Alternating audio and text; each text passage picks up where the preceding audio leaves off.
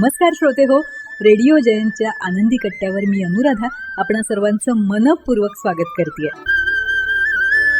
श्रोते हो, आजच्या आनंदी कट्ट्यावर छत्रपती संभाजीनगरच्या स्वप्ना मुळे माई यांनी एका कथेतून एक अतिशय सुंदर विचार मांडलाय. तोच विचार आज तुमच्यापर्यंत पोचवते. ऐकूया. कथेचं नाव आहे रेन कव्हर. जिन्याखाली सायकल लावतानाच जाणवलं, आज पिंटू काही मूडमध्ये नाही. रोज मारतो तशी आई आजी अशी गोड हाक नाही. आणि जिन्यातून जरा पाय आपटत स्वारी वर आली. फुगरे गाल होतेच. दोघींकडे फक्त रागाचे कटाक्ष टाकून त्यानं तणक्यात दप्तर उघडलं आणि भिजलेलं पुस्तक खिडकीत वाळू घातलं. छोटी रमी त्याच्याजवळ येऊन म्हणालीच, काल ना माझंही पुस्तक असंच ओलं झालं होतं, पण वाळले रे, एवढा काय राग. तेव्हा तिच्यावरच धुसफुसत तो म्हणाला, आधीच दुसऱ्याची वापरलेली जीव गेलेली पुस्तकं आपण वापरायची आणि मग त्यात हा पाऊस आला की हे असं. छान दप्तर विकत घेऊन द्या म्हटलं तर दोघी आपल्याला कशी कारणं सांगतात. आता या पावसालाच सांगावं की बाबा रे, आम्ही शाळेतून येता जाता नको पडूस. एकदा घरात शिरलो की किती पडायचा ते पड म्हणावं. आता इकडे पत्र्यावर तडमताशा सुरू झाला आणि दोघा भावंडांनी दरवाजाकडे धूम ठोकली. आजी जरा दरडावून म्हणालीच, अजिबात भिजायचं नाही हं, सर्दी होईल. पण दोघंही दबकत आधी फक्त दरवाजातून तळहातावर पावसाचं पाणी झेलत उभे राहिले. आई तिकडे गरमागरम चहा करत होती. आल्याच्या वासावरून हे दोघांना कळलंच. आजीच्या मांडीत वातीचा कापूस मनीमऊसारखा बसला होता. त्यामुळं आजी काही लगेच बाहेर येऊ शकणार नाही हे लक्षात घेत दोघा जणांनी रफ कागद घेतले आणि पटापट होड्या बनवल्या आणि त्या गच्चीतल्या कोपऱ्यात जे पाणी वाहत होतं ना, तिकडे सोडण्यासाठी अलगद पळ काढला. पिंटूचा मघाचा राग पाण्यात वाहून गेला होता. आईनं खिडकीतून नुसतं डोकावलं तर मुलं छान उड्या मारत होती पावसात. तिला त्यांना रागवावंसंही वाटलं नाही. तिनं ओल्या झालेल्या पुस्तकांवर हात फिरवला आणि त्या क्षणी तिला एकदम गहिवरून आलं. 2 वर्षांपूर्वी पिंटू 5वीत गेला तेव्हा त्याच्या बाबांनी शाळा खरेदी लिस्ट केली. त्यात लिहिलं होतं रेन कव्हर असलेली बॅग. पण त्या खरेदीसाठी जाताना झालेला अपघात, मग आलेलं अपंगत्व, त्यासाठी होतं नव्हतं तेवढं विकून केलेले दवाखाने आणि शेवटी हाती काय, तर हे असं फोटोत जाऊन बसणं. तिने फोटोकडे बघितलं. तिलाही तो चेहरा कसानुसा हसणारा दिसला. तेवढ्यात शिलाई मशीन सुरू केल्याचा आवाज आला म्हणून तिने कोपऱ्यात वळून बघितलं. वाती बनवणारी आजी मशीनवर बसली होती. त्याच्या दप्तराशी उलटपालट करून ती काहीतरी करत होती. आईने परत खिडकीबाहेर पाहिलं. मुलं आताही मनसोक्तपणे तरंगणाऱ्या होड्या बघत होती आणि टाळ्या पिटत होती. तिने एक उसासा टाकला आणि देवघरातल्या नंदादीपाकडे पाहिलं. तो तेवत होता. हवेचा हेलकावा आला तरी पुन्हा फडफडत उजळत होता. बस, त्यानेच तर शिकवलं ना जगणं.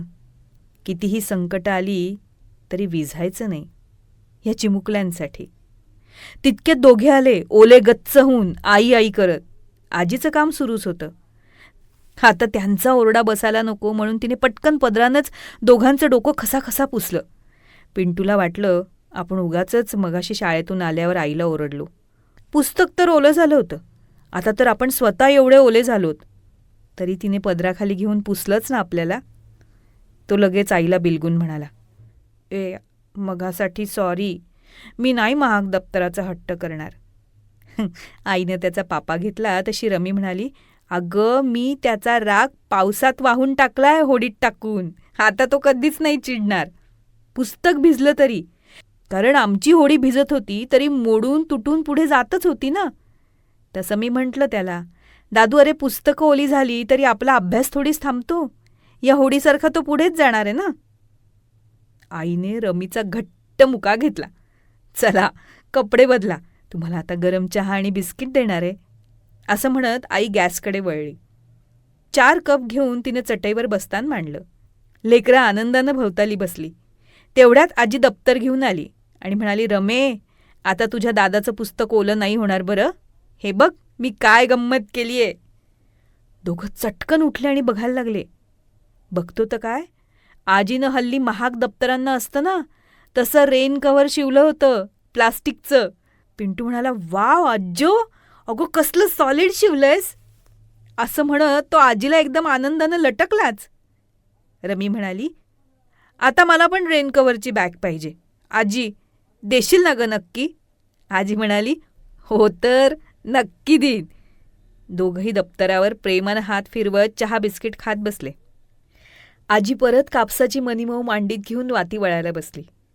हिने चहा समोर धरला आणि हसत म्हणाली, जसं हे गेल्यावर माझ्यावर आणि माझ्या लेकरांवर छत्र धरलंय, तसं रेनकवर हे पुस्तकावर छान छत्र धरेल हो सासूबाई. तशा तिच्या डोक्यावर हात फिरवत त्या म्हणाल्या, अगं, अडीअडचणींचे पाऊस येतच राहणार. आपल्याच माणसांनी रेनकवर होऊन छत्र धरलं ना, म्हणजे नकारात्मक विचारांनी ओलं कोंदट होऊन जगणं वाटेला नाही येत. उलट जगणं सोपं होत जाईल ना. श्रोते हो, आजच्या या कथेतली आजीची कृती अगदी छोटी, पण तरीसुद्धा त्यातला विचार आणि बोध हा आपल्या सगळ्यांसाठी खूप मोठा आहे. आपल्या माणसांच्या अडीअडचणीच्या वेळेस आपण त्यांच्या मागे ठाम उभं असणं, त्यांना मायेचं तसंच आधाराचं छत्र देणं हे फार महत्त्वाचं असतं. यामुळे होतं काय, ज्या व्यक्तीवर संकट आलंय त्या व्यक्तीला ते संकट पेलण्याची आणि त्यातून मार्ग काढण्याची एक ऊर्जा मिळते आणि मग तिचं जगणंही सोपं होत जातं. हो ना?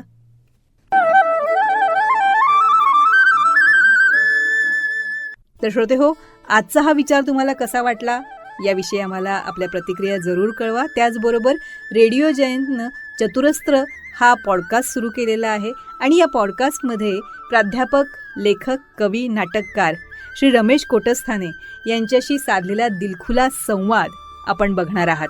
या संवादाचे दोन्ही भाग आपण आपल्या चॅनलवर अपलोड केलेले आहेत, तेव्हा हे दोन्ही भाग जरूर बघा. ते तुम्हाला कसे वाटले याविषयीच्या प्रतिक्रिया नक्कीच आमच्या कमेंट बॉक्समध्ये लिहा.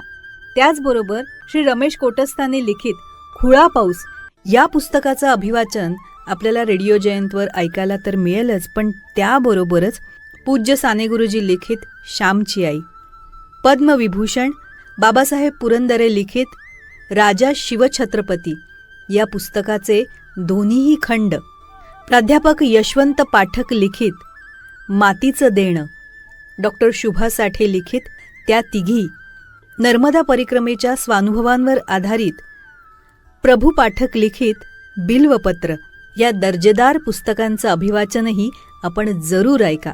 आणि ते आपल्याला कसं वाटलं याविषयीच्या आपल्या प्रतिक्रिया आमच्या कमेंट बॉक्समध्ये नक्की लिहा. आणि हो, रेडिओ जयंत हे यूट्यूब चॅनल लाईक करा, शेअर करा आणि सबस्क्राईब करा. याचं सबस्क्रिप्शन फ्री आहे.